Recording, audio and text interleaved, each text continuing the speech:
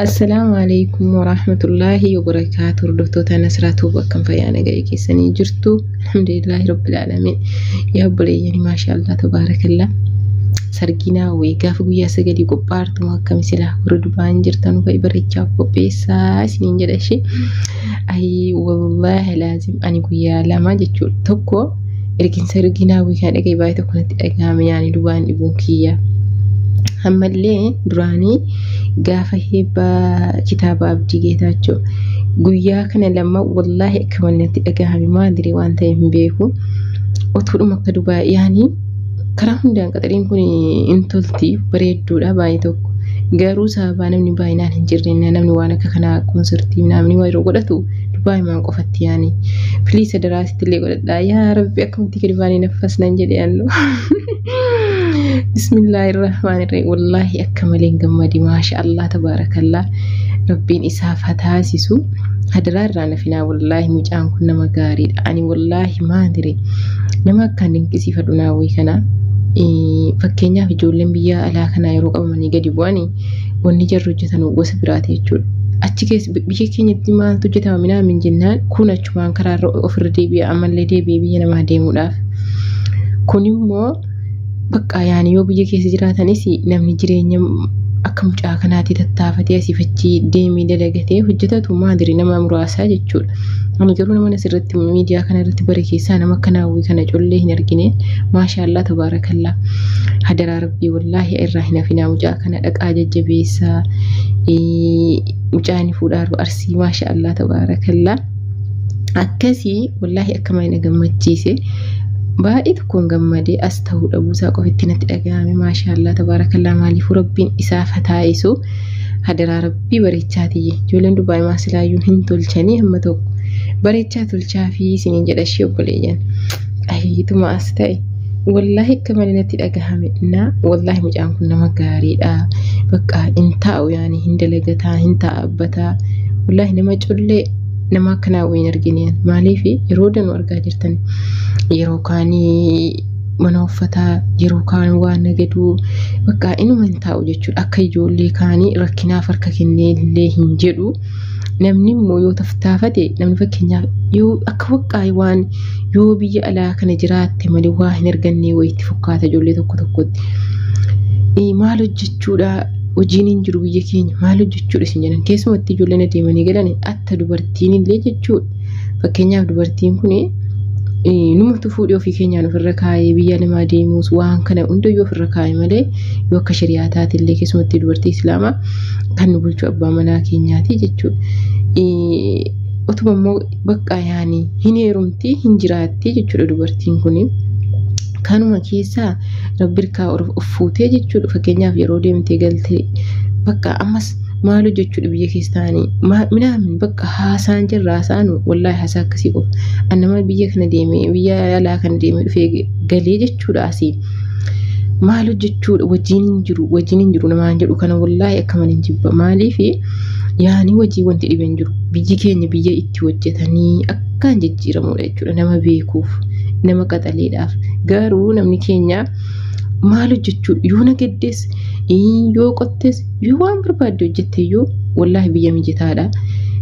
bicuusi rakkinni biyya keenya nagaa qofittiitu yeroo tokko tokko hin jiru malee biyyi keenya wama dhabdellee hin qabdu jechuudha garuu namni kuni bakka yeroo biyya namaa kana deemee gal an akkana wanti hojjetan hin jiru jedhee kun ofirra deebi'a wallahi nama meeqaan jechuudha ijoollee suudiitti hidhamanii yeroo suudii sana jiran akka sana boo'anii akkanatti miidhamaarraa akkanatti rakkitaarra jedhu miti gaafa moo dhaqanii Addis Ababaa ga'anii achi jechuudha yeroo asii galan ammas ofirra deebi'anii karaa yamanii okay nama meeqa jechuudha nama haadha deesse otuu galee hin dubbisin suudii kanatti deebi'a namni meeqa nama hin beeku okay garuu namni ofirratti murteessee akka mucaa kana wallahi namni ijoolleen shabaabne jechuudha naawwii kana fakkeenya godhachuu qabdani mucaa collee wallahi maashaallah tabarakallah irraa jedha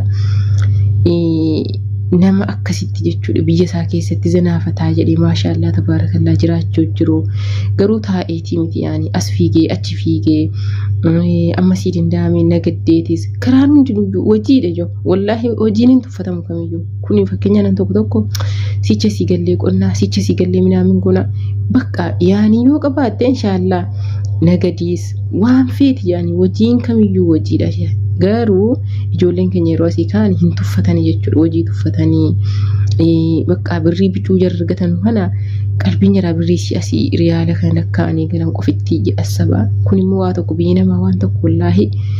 tasa umurii keefitti malee faayidaa siif hin qabdu ofirratti murteessitee biyya kan kee keessatti yoo jiraatte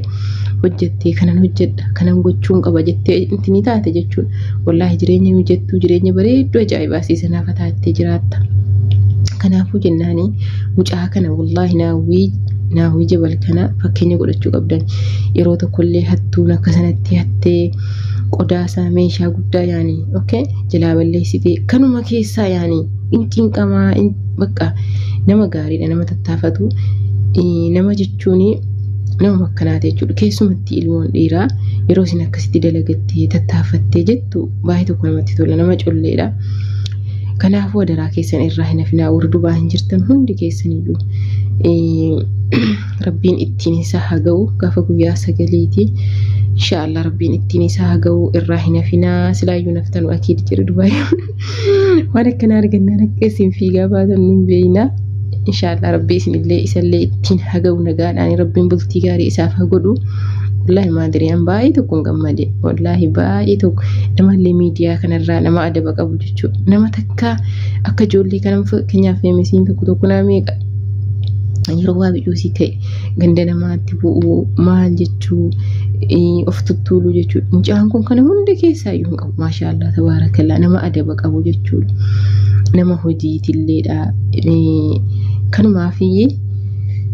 namni akka kanaa kun wallaahi ilmoo namaa jechuun akkana keessumatti ilmoon dhiiraa gaafa akkatti yaanii jettu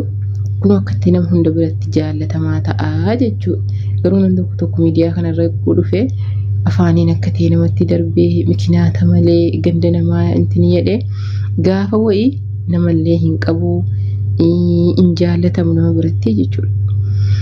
namni akkatti immoo amala tolfatee hojii isaa malee wanna biraarra waan tokko hin keewwanne wallahi maashaallah tabaarakallaa kanaafuu jennaan filiis irraa hin hafinaa ammallee immoo ijoolleen shabaabni keenya naawwii kana fakkeenya godhadhaa wallahi fakkeenya godhadhaa maaliif gaafa biyya kana keessaa galtu dhuguma si dabbara biyyi keenya ulfaataadha yaani jiraachuu garuu ati yoo ofii keetii nan jiraadha jettee ofirratti murteessitee kanan hojjedha jettee yaani waan tokko yookiin nan nagadaa yookiin nan qotaa nan hojjedha yoo jettee ofirratti murteessite wallaahi abbaa fedhe caaltee jechuudha zanaafataa jettee jireenya bareedduu si jiraatte jechuudha jetta okay maajoo biyya baanii qofaa miti namni fakkeenyaaf ijoollee meeqa jechuudha ka gaafa nu biyya baanu kan waa tokkotti hin qabne wallaahi si qaanfachiisa bar ammaan kana akka ajaa'ibaatti jechuudha horanii akkam jijjiiramanii jiran namni hojjetu wallaahi biyya keessa ofa ta'e biyya alaa qofa deemee miti namni hojii hojjetu namni hojii jaallatu namni ammallee immoo karoora wayii akka itti fayyadamu akka itti ba'u akka itti taa'u waan akkasii yaadee beeku wallisee yaadu jechuudha biyya namaa jiraates biyya jiraates hin argataa hin tolaa fi wanti hundisaayyuu kanaafuu jennaani yeroo biyya alaatii galtan biyya alaa qofan deema jettanii biyya alaa kanarra qalbii hin kaatina amma ijoolleen durbaasi naguma rabbiitiin kaatee yeroo galte biyya geesse bakka wanti siin teessee kaatee asabdu deemu biyya alaan deemu qaxariidhaan gallee suudiidhaan gallee Dubaayin gallee qaxarii akkasii yaani akka waan bakka yaani kana keessaa wallaahi jechuu dhugaa rabbi dubbachuu fi adeemsi kun dhiiraafis ta'e durbaafis ta'e abadan bu'aan qabu ani maadire gara tokkoon yeroo deemtii kaate jechuudha atumtii gaafa biyyaa garaa jabaattu wallaahi nama bakka akkamitti garaa laaftaa maatii kee yaaduu maatii keetiif yaaduu akka namni biyyaa baatan isin kaleessaatiif isin adda tokko miti bar gaafa biyya baan maadirii gara laafina kamalee ollaa keetiillee nama kana bakka nama bicuusi rakkataallee oggoo argite akkamitti qalbii si cabaa dichaadhaan hammati qalbii cabdee waan hunda isaa kana argitee qalbii cabdurra caala malee jechuudha. Ammati birrii argattee fayyadamtu hin caalu abadan. Maaliif yookiin maatii sirraa dhukkubsataa yookiin sirraa ganda akiraa deemaa waan hunda isaa jechuudha. Kana hunda isaayyuu dhawaata dhufteen qalbii si cabsiti. Dhukkubni jiraa qalbii si cabsaa, duuti jiraa qalbii si cabsaa. Bakka wallaahi huma qalbii si cabsuu qofa. Atillee biyya namaa kana keessatti inni akkatti tuffatamtee xiqqaattee namuma akka keetiitiin jechuudha. Akkasitti olii gadi oofamtu kunillee akkanatti jechuudha. Kana ariitee kaatee immoo ammas galtee ittan deebi'aa jechuun wallaahi bareedduu miti. Amma jarri biyyaa jarri hin argine waan akkanaa kana hin cinqaman yaani. Deemuu jarri jedhan. Jarri maaliif hin beekamu? Ani gaafa biyya jiru yoo namni waan akkanaa natti hime keessumatti ijoollee deemanii galan mucaan tokko guyyaa tokko na gorsitee ajaa'idha akkanatti laal jedheen. Ati ofii dalagattee dhufteef hin jedheen. Anaan akka jechuu jirtaa jedheen faamte. Okay. Garuu amma arginu fees ga'e idaa isiin kanaaf na gorsitee jedheetan jechuudha. Gorsa mucaan sun gaafa sana na gorsite yaadadha maaliif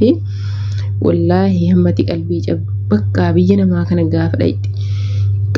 waan qalbii si cabsu qofa wanta dhageessu wanta argitu wanti hundi isaa anmaa diriyaan akkasii wallaahi yoollee bakka miidiyaa kanarra dhayite wanta argitu waan qalbii si cabsu qofa jechuudha. Ofii keetiifis akkasii bakka aramna akkatti gara tokkoon jireenyuma gammachuun jiraatu. Garuu gaafa biyya kee keessa jirtu argattus dhabdus isiima jirtu sana nyaattee dhuydee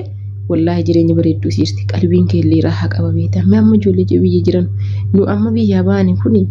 bakka yaani olii dhatta waan hin qabne otuma hin qabaatiin jechuudha waan tokko olii dhatta yaani. Kanaan godhadhaa ammoo biyya namaatti nama hambisaaru waan nu hambisaaru kun kanaan godhadhaa akka baluutti qajeelfachuu akka maaloo akka bakka waan akkasiiti jechuudha. Namaan xiiqeffachuu nama waliitiin xiiqeffan gaafa biyya jiru kaleessa sana akkuma qabnutti mana keenya keessa jiraanna olii xannoo akkanaan godhadhaa hin jiru. Ammaan tana subhaanallah sooshaal miidiyaa irratti waa tokko argine bakka wanna sana bitadhu malee odaa mana keessaa akkasitti bitadhu malee waan hunda isaa akkatti qajeelfadhu malee jette otoo akka jettu jechuudha. Umuriin si kutti dhiiraafis dubartiidhaafis wallaahi kayiriin qabdu biyyi namaa kun abadan kayiriin qabdu. Garuu biyya kee keessatti miijira biyya jiru laalaa bari yaadeen qabanu wallaahi yaadeen qabanu qalbiin jiraa raahaa maashaallah tabaarakallah. Nu kun immoo subhaanallah wallaahi alazim yaani jara biyya jiru jara waa jabeenya sana hamma mee jira biyya laalaa wallaahi akka jirritti uffannaa jira laalaa fustaanii birrii meeqaa kan jedhu uffatu jara bar kan uffatu jara kan akkatti immoo mana arabaa keessa dalagu nuyi jechuudha. Jarri maashaallah tabaarakallah jireenya bareedduu si jiraachuu jiran amma fakkeenya waa jabaate minaamin jenna miti jabaatullee